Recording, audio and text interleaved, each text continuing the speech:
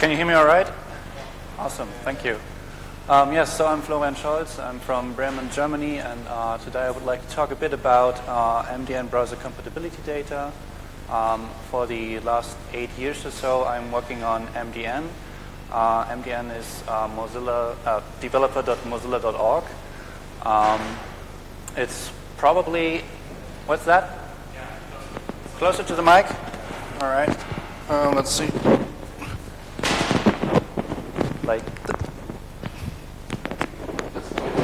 Like this, maybe? No? All right. Where was I? Good? All right. So MDN is a documentation site where a few tech writers and a large community tries to document the web. And that means we are writing about HTML, CSS, JavaScript, HTTP, and basically all the technologies that the browser runs. And we do this in a wiki form on developer.mozilla.org. And last year we were, after a long time, also awarded with a prize by /data, where they said, okay, MDN is a really great site in terms of developer satisfaction. So it means that you guys probably like the stuff that we are writing about. And we've actually did a lot of work over the last 13 years when this content was first open sourced. So this is how it actually started, like a classic wiki in 2005. It was based on MediaWiki.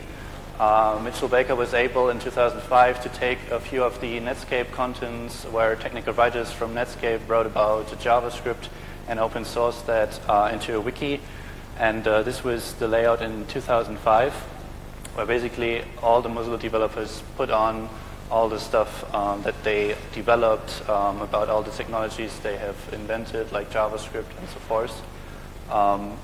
When I joined the team in 2010, more or less, to write about web technology, MDN was actually drastically changing from being like a wiki where everyone was dumping content into something where a small team of passionate web developers that were really also hyped by all the HTML5 and CSS3 technologies that came up to create a documentation hub for open web technologies. So the scope was kind of narrowed down from everyone dumps all the contents on MDN, on the developer center, to let's make a coherent website where we document web technologies. And during the last year, we have even changed a bit more the layout of the site. So for example, this is something that recently landed, and it is a bit also inspired from W3 Schools. That's the site that everyone is told to don't use it, use MDN, because, well, we're having the more correct content. But what W3 Schools does very good is delivering, quick sample code quite fast and easy, and we're trying to address this with our new interactive editor that we've put on the top of pages. And generally there's two types of developers. There's the concept-driven ones that really like to read a lot of content and understand the concepts behind a CSS property or a method. But then there's also the ones that just want to perform an action, the action-driven developers, and they basically want to do one thing, and that is copy-paste code. And this is helping with that. But today I want to focus on one particular project of the MDN team, which is about compatibility.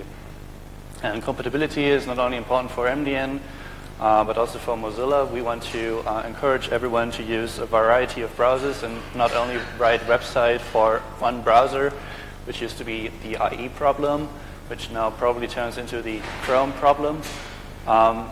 And on MDN, what we've done so far is we've provided these kind of tables. I guess a lot of you have seen those. This is a table that displays compatibility information about the CSS background property. You can also see a few sub-features of that same property, like multiple backgrounds and SVG images as a background. And we used to have this table in the wiki for, like, I don't know, 5, 6, 7 years now. And if you've ever edited MDN, which is, by the way, easy as just signing up an account and you can edit, it's a wiki, so everyone is able to edit and change things on MDN. And this is how it looks like, or it looked like, when editing these Compat tables. This is a static HTML table where, the versions and, little helpers that we wrote around those versions. This is how it was stored. Now, there's a lot of problems with this. So imagine this static table being on all of the MDN reference pages that we have, and we're talking about maybe 10,000 pages. There's, 400 CSS properties. There's like an amazing amount of APIs and HTTP headers and all that, and all these pages had static information in there about compatibility. So we couldn't mass edit the data, we couldn't mass add data, we couldn't reuse the data. Like Compat data is something many people are interested in, but it's kind of locked in our wiki in those tables, and when we want to change this, we have to go into all the pages and change stuff. We can also not validate data.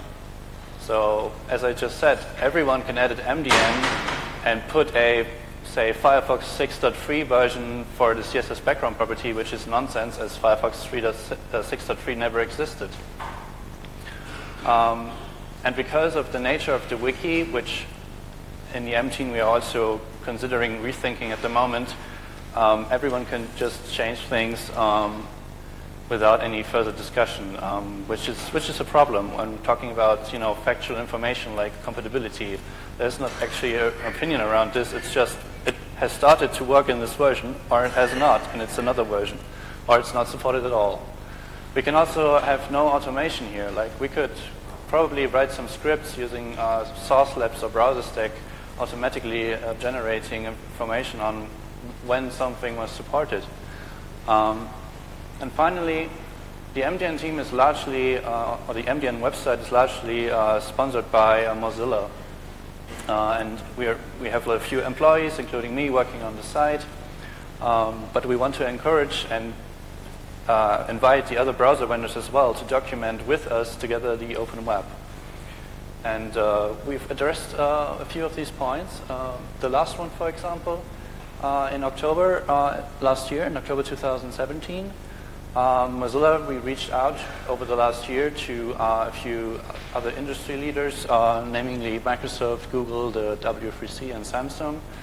And they now form with us together the product advisory board for MDN.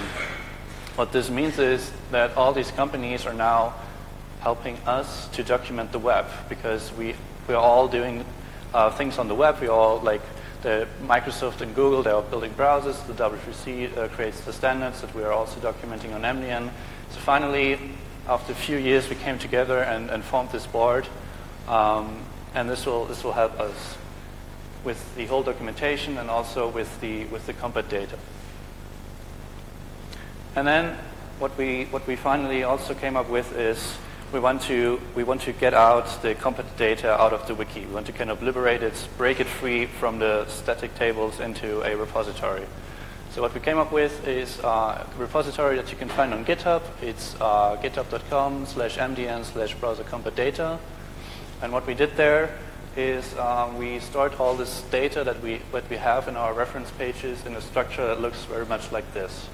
So on the left-hand side, you can see like the folder for CSS properties, so stuff like align self or animation or backdrop filter. And in each of those files, you have a JSON structure where you have some identifiers saying that, hey, this is a CSS property, it's the background property. You have a back reference to the MDN URL, and then there's a support object for the various browsers and their versions. And we also provide this as an NPM package, as it is just JavaScript or JSON data, so you can reuse this in Node.js as well. And then access it like it is shown here, and you will get back the JSON that is stored in our Compat store. And now when editing MDN, it's a lot simpler, because we don't have to edit every page anymore. We can just mass edit in our GitHub repository, and on our pages can call a query like this and get the data from the data store. And thanks to this, we were able to recently redesign those tables also. So we got rid of the tab switching from mobile to and desktop to show all mobile and desktop browsers at the same time, because many of the web developers are having mobile-first approaches, and the mobile data is as important as well. We've added Node.js to the tables too, because it's not JavaScript is not only in the browser anymore, but there's Node.js. And so we kind of did this redesign, like I think it was last week only, and a lot of the pages are now showing up with these redesigned tables. And the good thing is, the French pages used to have the static tables as well. So in our old world, it could have been that the French version had some Compat information, the English page had some Compat information, and it all was like different information and all across the wiki, which was terrible. And now the French version can also just call into the data store and display a localized Compat table. So this is what MDN has done to kind of set free this data. So yes, we are open source already, our content is open source, but the Compat information was still kind of locked in the static tables. Now that is set free, it's open data, and you can reuse it. So if any of you has a project or is interested in writing plugins for Atom, Sublime, VS Code, or if anyone is familiar with writing bots on GitHub, you could imagine using this data to write helpers for your project to check against compatibility, because the data has a lot of information on what is supported in which version of the browsers. So a Mozillian called Eduardo Busas, he did something useful with this data, and you can use this maybe for inspiration. This is DevTools, Firefox DevTools, and he has written an extension adding a new tab called compatibility. And what it does is it analyzes the CSS files of your website and gives you information on what kind of properties you have used, and it will display you, a similar like Compat metrics inside DevTools saying, okay, you've used this and that property and it doesn't work in IE9, so you will not be compatible 100% there with IE9, for example. So let's have a little bit of a look now that you hopefully feel a bit inspired of what you could do with this data set, what's in the data, right? So for now, we're still not completely finished the migration from this static table thing into the data store. We're about like 45% done. But right now, what we have is a mixture of this. So there's CSS, HTML, HTTP, JavaScript, and web extensions, Compat data in there. And this already gives you a bit of a sense of how large these technologies are. So web extensions has a lot of APIs, so there are a lot of data points here. Same for CSS, all the properties, the selectors, add rules, and so forth. HTTP is a bit smaller because we mostly have Compat data for HTTP headers in here. Now, I've looked a little bit deeper into the data for CSS, and if you're into, I don't know, data science-y things, you could also, analyze this data set and look at how CSS developed over time. So, for example, when we had Firefox 1 10 years ago, there were like 90 CSS properties, and because this data has all this Compat data store has all the Firefox versions, and I've looked into it when there was a little spike. So in Firefox 16, for example, there were a lot of new CSS properties, and I was like, what's going on there? So it turns out they implemented CSS animations back then, or later Flexbox. So over the last like 50 or 60 Firefox versions, CSS got more complex and complex, adding more features over time. So and this was I could make this chart only out of our data, which was kind of interesting, I thought at least. One thing I need to mention, though, is that the data is, as we've just started to migrate them, we have not yet polished them or validated a lot what's in there. So the chart that you've just seen about the CSS data, I was using the Firefox versions because our data is actually most complete for Firefox, because on the wiki, well, we used to maintain the data for Firefox mostly, and not so much for other browsers. So what you can see here is a lot of the data is either the version is unknown or the compatibility is unknown at all. So, but as it is open data, I can only, have a call to action here. You can help us making this data more awesome, which will make the tables displayed on MDN more awesome, which will make the tool that Eduardo wrote in DevTools more awesome, which will make the tool that some of you may come up with more awesome. So, yeah, that is that. And with that, that was Browser Compat Data, open data brought to you by the MDN team. Thank you.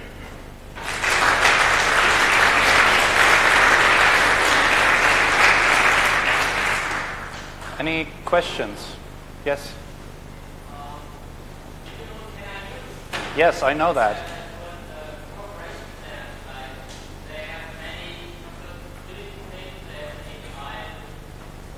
Yes. So we looked into Can I Use. Can I Use has about 300 features listed on the page, and that's awesome. It's a wonderful site. Our data set is a lot bigger, and we're not even done yet. So yes, we're working together with Can I Use, and there might be some collaboration in the future. But right now, the data that we want to set free from the wiki is just a lot more richer, about 10 to 20 times more richer, and we want to preserve that information. And so as a first step, we're putting that into a repository. But yeah, future collaboration. Awesome, let's do it.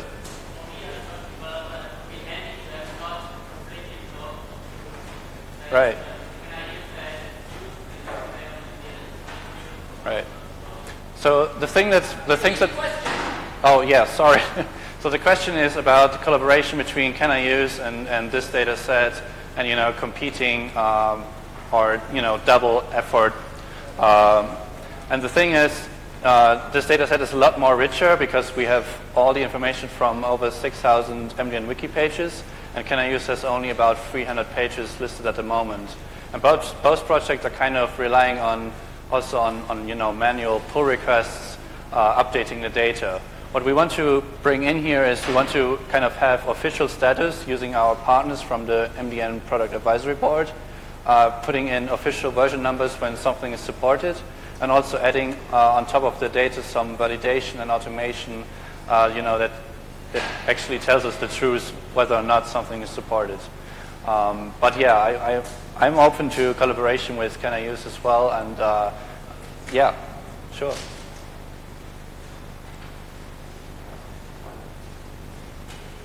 More questions? No? All right, then thank you.